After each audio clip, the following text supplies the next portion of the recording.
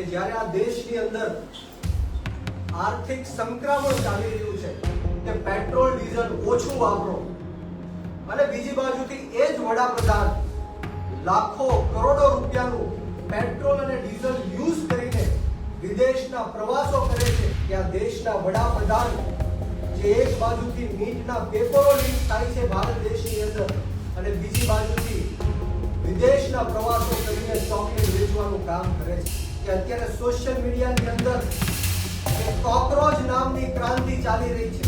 ઇન્સ્ટાગ્રામની અંદર અકાઉન્ટ બન્યું કોકરોચ જનતા પાર્ટી નામનું અકાઉન્ટ. ગુજરાતની અંદર અને આ દેશની અંદર પણ જેન ઝીનું બહુ મોટા પાયે આંદોલન થવાનું છે કે ત્યારે આઈપીએલ પર બેન લગાડવામાં કેમ નથી આવતો.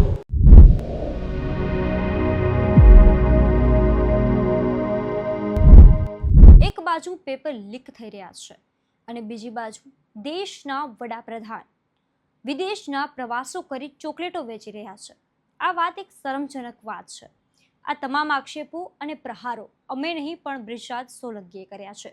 આપ નેતા બ્રિજરાજ સોલંકીએ નરેન્દ્ર મોદીના વિદેશ પ્રવાસને લઈને આકરા પ્રહારો કર્યા છે. નમસ્કાર, તમે જોઈ રહ્યા છો ગુજરાત પ્લસ ન્યૂઝ અને હું છું મમલ. તો આવો સાંભળીએ વધુમાં બ્રિજરાજ સોલંકી શું કહી રહ્યા છે.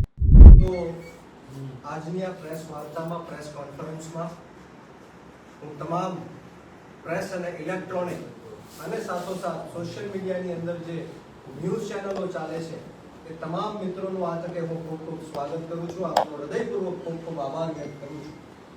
આજની આ પ્રેસ કોન્ફરન્સમાં આમ આદમી પાર્ટી ગુજરાત પ્રદેશ યુથ વિંગ, અમારા પ્રદેશના યુવા મહામંત્રી પિયુષભાઈ કાકડિયા, પ્રદેશ સોશિયલ મીડિયા ઇન્ચાર્જ પુષ્પકભાઈ, સાથોસાથ અન્ય સાથીઓ આજની આ પ્રેસ કોન્ફરન્સમાં ઉપસ્થિત છે.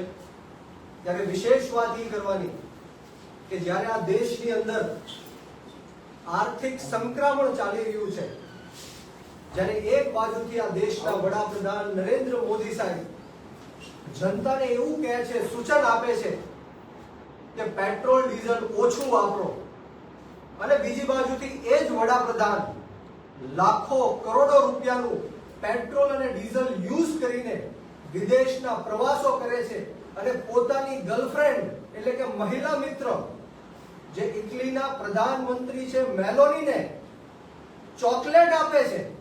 મેલોની ચોકલેટ આપે છે ત્યારે શરમજનક વાત છે કે આ દેશના વડાપ્રધાન જે એક બાજુથી નીટના પેપરો લીક થાય છે ભારત દેશની અંદર અને બીજી બાજુથી વિદેશના પ્રવાસો કરીને ચોકલેટ વેચવાનું કામ કરે છે.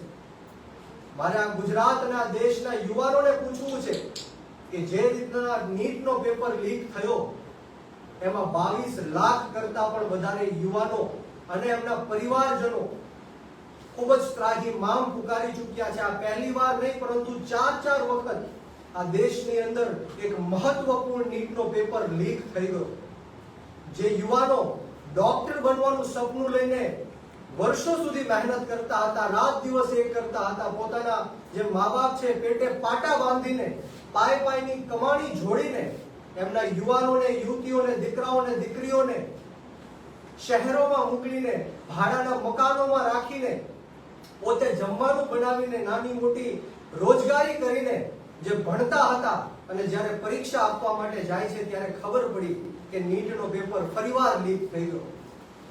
મારે યુવાનોને કહેવું છે કે અત્યારે સોશિયલ મીડિયાની અંદર એક કોકરોચ નામની ક્રાંતિ ચાલી રહી છે. જ્યારે આ દેશના એક જજે આ દેશના યુવાનોને કોકરોચ સાથે સરખાવ્યા ત્યારે એક ઇન્સ્ટાગ્રામની અંદર અકાઉન્ટ બન્યું કોકરોચ જનતા પાર્ટી નામનું અકાઉન્ટ.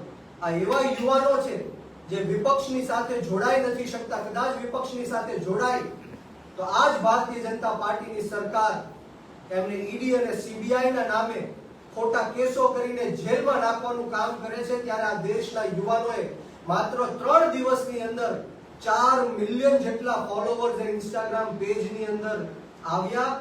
4 મિલિયન એટલે કે 40 લાખ લોકો સુધી માત્ર આ 3 દિવસની અંદર આ કોકરોચ જનતા પાર્ટી નામની એક ચાલુ થઈ છે ઇન્સ્ટાગ્રામની અંદર પેજ, એમાં જોડાણા. ત્યારે ગુજરાતની અંદર પણ આવા અનેક યુવાનો આજે બયાન આવ્યું છે જે દેશના યુવાનોને કોકરોચ સાથે સંક્રમિત કર્યા છે ત્યારે ગુજરાતના યુવાનો પણ ખૂબ જ નારાજ છે અને આવનારા દિવસોમાં ગુજરાતની અંદર પણ જે જેન ઝી છે, જેન ઝી જે રીતના નેપાળ અને બાંગ્લાદેશની અંદર જેન ઝીએ જે ક્રાંતિ કરી, ત્યાંની જે ભ્રષ્ટાચારી સરકારને ઉખેડીને ફેંકી દીધી, એવી જ રીતના ગુજરાતની અંદર અને આ દેશની અંદર પણ જેન ઝીનું બહુ મોટા પાયે આંદોલન થવાનું છે. ત્યારે અમારા રાષ્ટ્રીય સંયોજક અને દિલ્હીના પૂર્વ મુખ્યમંત્રી અરવિંદ કેજરીવાલ સાહેબે પણ જ્યાં નીટને લઈને જે અવાજ એમનો બુલંદ કર્યો છે, લાખો યુવાનો અને યુવતીઓ જે નીટનો પેપર દેવા માટે ગયા હતા, એમના જે મેસેજીસ આવ્યા છે, ત્યારે આમ આદમી પાર્ટી પણ આવનારા દિવસોમાં નીટના મુદ્દાને લઈને રોડ ઉપર આંદોલન પણ કરવાની છે. અને બીજી વસ્તુ, જ્યારે નરેન્દ્ર મોદી સાહેબ એવું કહે છે કે પેટ્રોલ અને ડીઝલ આ જનતાએ, દેશની જનતાએ બચાવવું પડશે, ત્યારે મારે એમને સવાલ પૂછવો છે કે અમિત શાહના દીકરા જય શાહ જ્યારે એટલી મોટી આઈપીએલ રમાડતા હોય, એમના બધા પ્લેયરો એક સ્ટેટ થી બીજા સ્ટેટ ફ્લાઇટનો ઉપયોગ કરતા હોય, હજારો લાખો લોકો આઈપીએલ ની મેચ જોવા માટે આવતા હોય, ત્યારે અનેક કરોડો રૂપિયાનું ડીઝલ અને પેટ્રોલ વપરાય છે, ત્યારે આઈપીએલ ઉપર બેન લગાડવામાં કેમ નથી આવતો?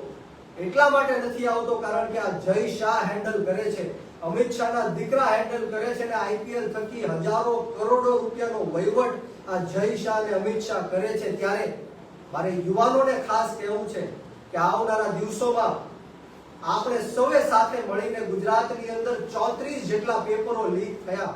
આમ આદમી પાર્ટીની દિલ્હી અને પંજાબમાં સરકાર છે, 10 વર્ષ દિલ્હીમાં સરકાર રહી, પરંતુ એક પણ પેપર લીક નથી થયો.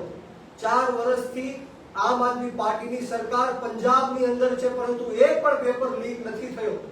ત્યારે આપણે સૌએ સાથે મળીને આમ આદમી પાર્ટીમાં જોડાવવું પડશે, એક ક્રાંતિ લાવવી પડશે, સત્તા પરિવર્તન કરવું પડશે. એક બાજુથી આ ગુજરાતની સરકાર છે, ભારતીય જનતા પાર્ટીની સરકાર છે, એ ગુજરાતના યુવાનોને રોજગારી નથી અપાવી શકતી, અને બીજી બાજુ એ જ ગુજરાતની સરકાર જે ડ્રગ્સનો કાળો કારોબાર ગુજરાતની અંદર વધી રહ્યો છે એને પ્રોત્સાહિત કરી રહી છે એવું લાગી રહ્યું છે. ત્યારે મારે તમને કહેવું છે કે ગુજરાતની અંદર દર વર્ષે 1 લાખ કરોડ કરતા પણ વધારે ડ્રગ્સનું વેચાણ, દેશી દારૂનું વેચાણ આ ગુજરાતની અંદર થાય છે, અને ગુજરાતના યુવાનો ત્રાહિમામ પુકારીને મોતને ઘાટ ઉતરે છે.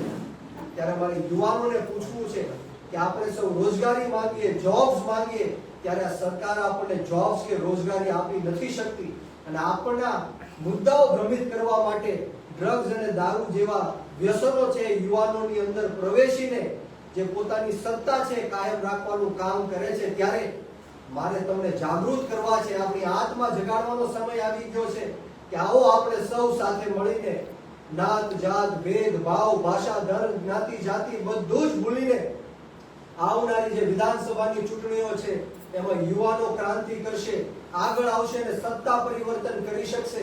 એક બાજુથી આ સરકાર છે એ માત્ર ને માત્ર મધ્યમ વર્ગના લોકોને, ગરીબ લોકોને, પછાત લોકોને બાટલાની લાઈનોમાં ઊભા રાખે, ખેડૂતોને ખાતરની લાઈનોમાં ઊભા રાખે, યુવાનોને નોકરીની લાઈનોમાં ઊભા રાખે.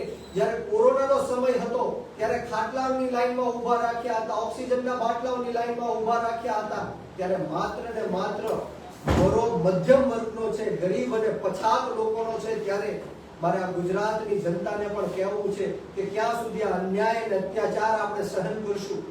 આખું દુનિયા ચંદ્ર ઉપર પહોંચી ગઈ, માર્સ ઉપર પહોંચી ગઈ, અને હજી આપણે રોડ રસ્તાને લઈને આંદોલન કરીએ છીએ, વિરોધ પ્રદર્શન કરીએ છીએ, આપણે હજારો કરોડો રૂપિયાનો ટેક્સ આ સરકારને ચૂકવીએ છીએ, છતાં પણ આપણને મૂળભૂત સુવિધા આપવામાં પણ નિષ્ફળ ગઈ છે. ત્યારે મારે હર્ષ સંઘવીને પૂછવું છે કે તાજેતરમાં સુરતની અંદર એક ભારતીય જનતા પાર્ટી યુવા મોરચામાં કામ કરતા એક યુવકનું મૃત્યુ થાય છે, એમનું મર્ડર થાય છે. ભાવનગરની અંદર ભારતીય જનતા પાર્ટીની એક મહિલા મોરચાની એક સ્ત્રી હતી, એમના પરિવારને જાહેરમાં આવીને અમુક ગુંડા તત્વો એમને મારે છે, શરીરના ઘા ઝીકે છે. ત્યારે મારે ભારતીય જનતા પાર્ટીના કાર્યકર્તાઓને પણ કહેવું છે કે ભારતીય જનતા પાર્ટીના નેતાઓ પણ સુરક્ષિત નથી, કાર્યકર્તાઓ પણ સુરક્ષિત નથી. ત્યારે તમે વિચારો કે કઈ રીતના આ ગુજરાતની અંદર કાયદા અને વ્યવસ્થાની સ્થિતિ કથળાઈ ગઈ છે. ત્યારે મારે આપ સૌને વિનંતી કરવી છે, ભારતીય જનતા પાર્ટીના કાર્યકર્તાઓને વિનંતી કરવી છે કે કે જરા વિચારો, તમારા ઘરે જ્યારે તકલીફ પડશે ત્યારે તમારો અવાજ બુલંદ કરવા વાળું કોણ હશે? કે માત્ર વિપક્ષના નેતાઓ હશે, આમ આદમી પાર્ટી હશે. આપણે માત્ર સત્તા કાયમ કરવાની જરૂર નથી, પરંતુ વિપક્ષને પણ મજબૂત કરવાની જરૂર છે. લોકશાહીને, લોકતંત્રને મજબૂત કરવાની જરૂર છે. આ લડાઈ કોઈ પાર્ટીને કે કોઈ નેતાને જીતાડવા માટેની લડાઈ નથી. આ લોકશાહીને કાયમ રાખવાની જરૂર છે. આ લોકશાહીને બચાવવાની, આ સંવિધાનને બચાવવાની જરૂર છે. રાઈટ આપવામાં આવ્યો છે એને બચાવવાની જરૂર છે. તો તમામ લોકોને આ તકે હું વિનંતી કરવા માટે આવ્યો છું, જેન ઝીને વિનંતી કરવા માટે આવ્યો છું, યુવાનોને વિનંતી કરવા માટે આવ્યો છું કે આ દેશ યુવાનોને માનવા વાળો દેશ છે. આ દેશ શહીદ આઝમ સરદાર ભગતસિંહ, રાજગુરુ સુખદેવને માનવા વાળો દેશ છે. અશફાકુલ્લાહ ખાન હોય, ઠાકુર રોશનસિંહ હોય, રાજેન્દ્ર લહેડીઓ હોય, આ બધા યુવાનોએ દેશ માટે કુરબાની આપી છે, શહીદી આપી છે. આ દિવસો જોવા માટે કુરબાની અને શહીદી નથી આપી. આ દેશના જેન ઝીને આગળ આવવું પડશે, ગુજરાતના જેન ઝીને આગળ આવવું પડશે. આપણે સૌએ સાથે મળીને ક્રાંતિ કરવી પડશે, રોડ રસ્તા ઉપર આંદોલન કરવું પડશે. ત્યારે આમ આદમી પાર્ટી યુવાનોની પાર્ટી છે. હું એક 30 વર્ષનો યુવાન છું અને સતત ત્રીજી વાર મને આમ આદમી પાર્ટીના શીર્ષ નેતૃત્વએ આમ આદમી પાર્ટીના ગુજરાત પ્રદેશ અધ્યક્ષની જવાબદારી આપી છે. આમ આદમી પાર્ટી યુવાનોની પાર્ટી છે. ગોપાલભાઈ ઇટાલિયાને જુઓ, યુવાન છે. ચેતરભાઈ વસાવા યુવાન છે. તમામે તમામ અમારા નેતાઓ યુવાન છે. ત્યારે હું યુવાનોને ખાસ વિનંતી કરું છું કે હવે સમય આવી ગયો છે આપણા ગુજરાતને બચાવવાનો, સમય આવી ગયો છે આપણા દેશને બચાવવાનો, સમય આવી ગયો છે આપણા દેશના સંવિધાનને બચાવવાનો. ત્યારે આપણે સૌ સાથે મળીને આમ આદમી પાર્ટીમાં જોડાઈએ અને આવનારી જે 2027ની વિધાનસભા ચૂંટણી છે એમાં આપણે સૌ સાથે મળીને સત્તા પરિવર્તન કરીએ, ક્રાંતિ લાવીએ અને આ ભારતીય જનતા પાર્ટી જે યુવાનોને ખૂબ ત્રાહિમામ પુકારી રહી છે, ખૂબ અત્યાચાર અને અન્યાય કરી રહી છે, અને જડબાતોડ જવાબ આપીએ. જય હિન્દ, જય ભારત, જય જય ગરવી ગુજરાત, ઇન્કલાબ જિંદાબાદ, યુવા શક્તિ જિંદાબાદ. વેદાંતભાઈ, લીકનું પેપર જે લીક થયું, બ્રિજરાજ સોલંકીની વાતથી તમે કેટલા સહેમત છો, શું વિચારો છો, કમેન્ટ કરીને અમને જરૂરથી જણાવજો. અત્યાર માટે બસ આટલું જ. નમસ્કાર.